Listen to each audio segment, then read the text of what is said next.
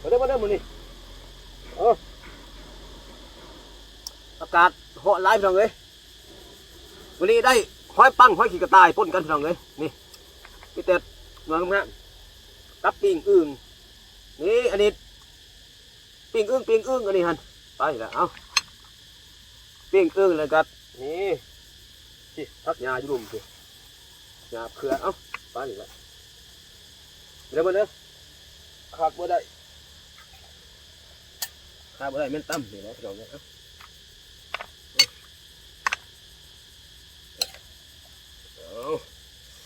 เดี๋ยวมาเด้อ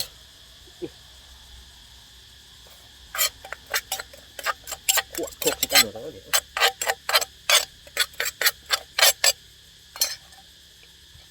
ยวมาเด้อไม่ต้องไปจิ้มก็ได้ตั้มหุ้งแกมห้อยปังอันนี้ยอดกระทิ้นงามไปเลยเก็บมา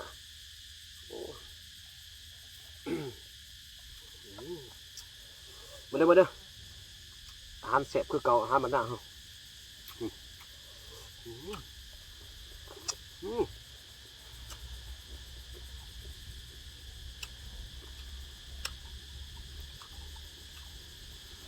เขาเลี้ยวบริหนึ่งครับเลยเขาเลี้ยวเบิดแล้วเขาเจ้าตัวหนึ่ง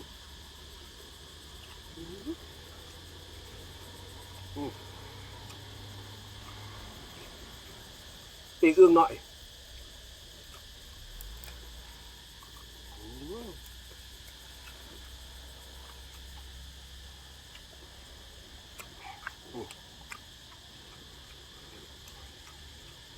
โอ้เกี่ยวออกมาเลยแซ่บ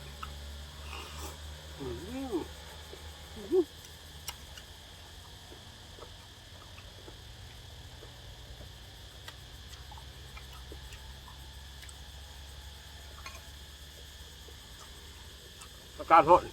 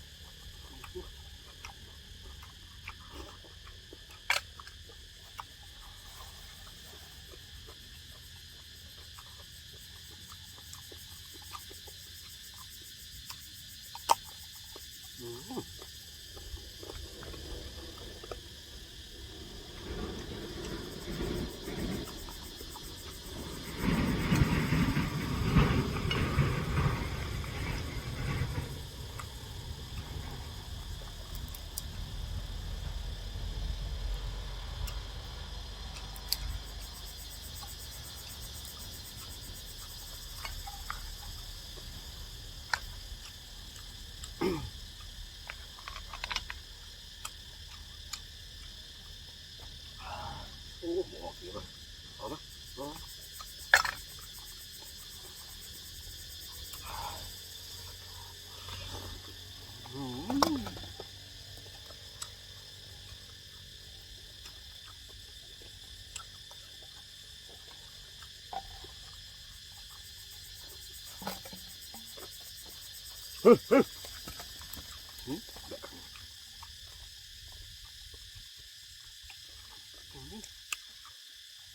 องงะทีมั้ง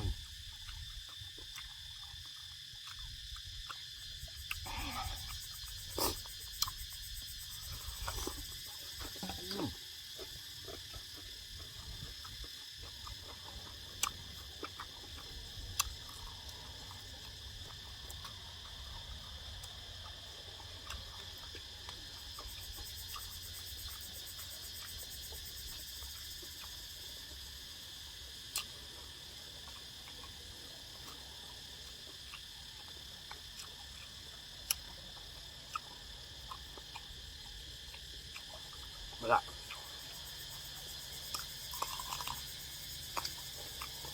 ขม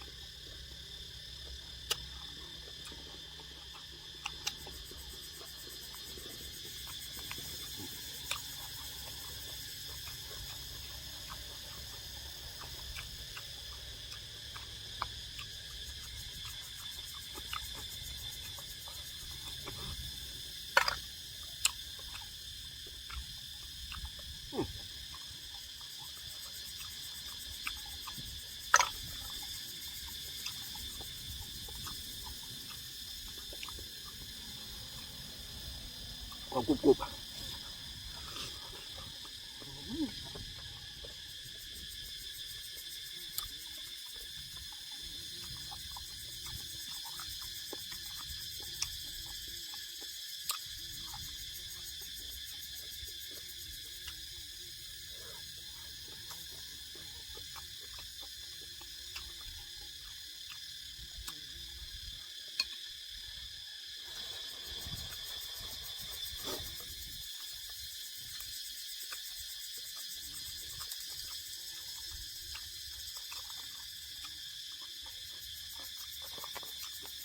แซ่บ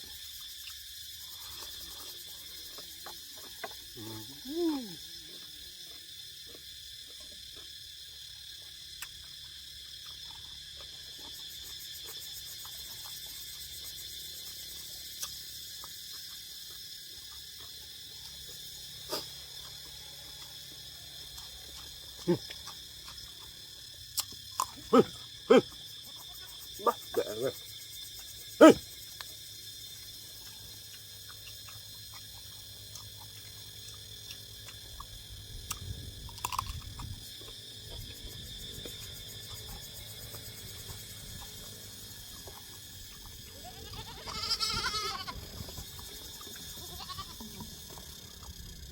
ขี่หมอมาเดี๋ยวขี่ไม่นักหรอกเลยเอาออกมาอุ้ยโอเค10 ตัวไม่ตึงได้ออกเนี่ยขี่มาเลยอู้ในการ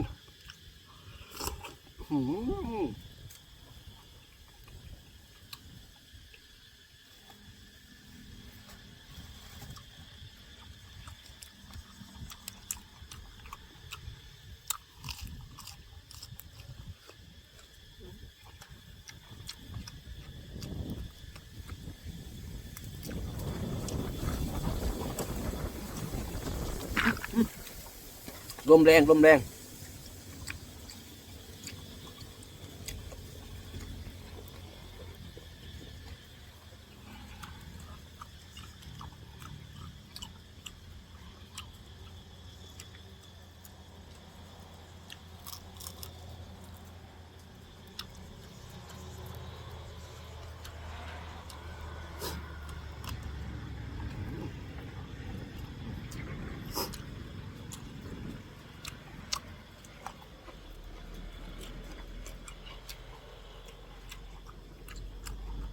เอาไปก่อนออกมาเอามา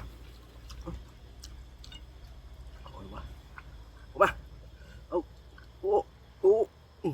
เกือบเดี๋ยวอยู่หน่อยนึง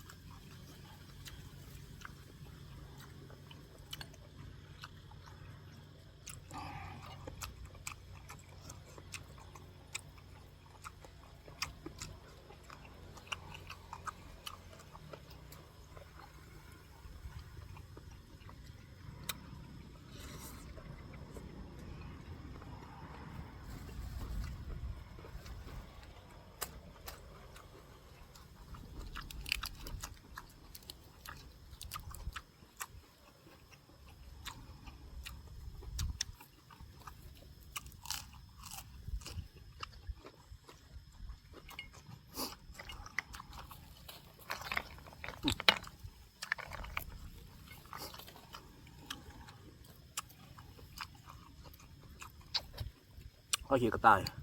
โอ้ขี่หัวไปเฮ้ยบ้าแบนเลย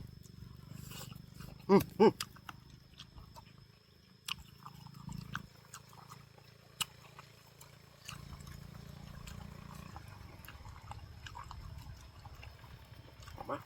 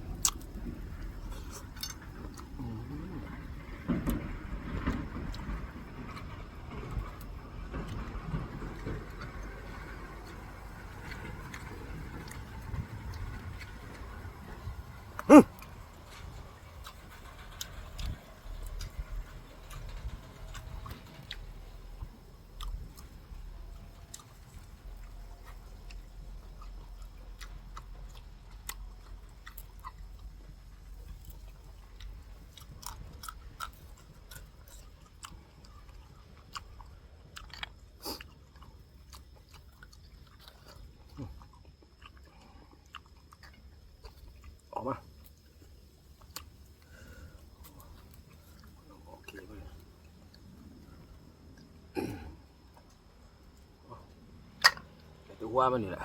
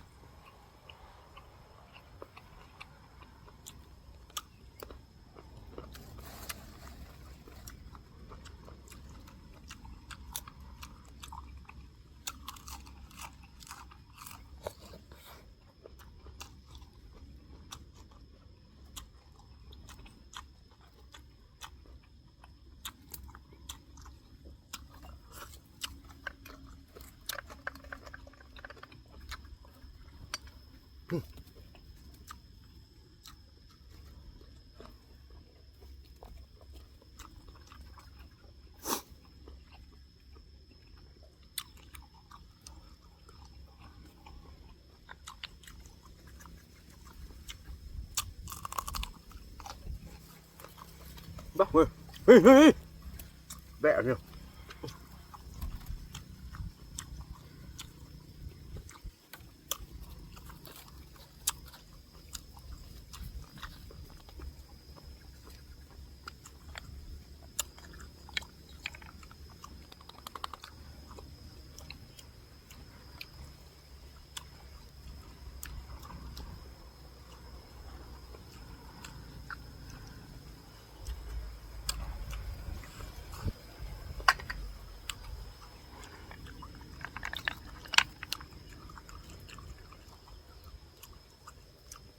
มากี่ไม่ได้โอ้โห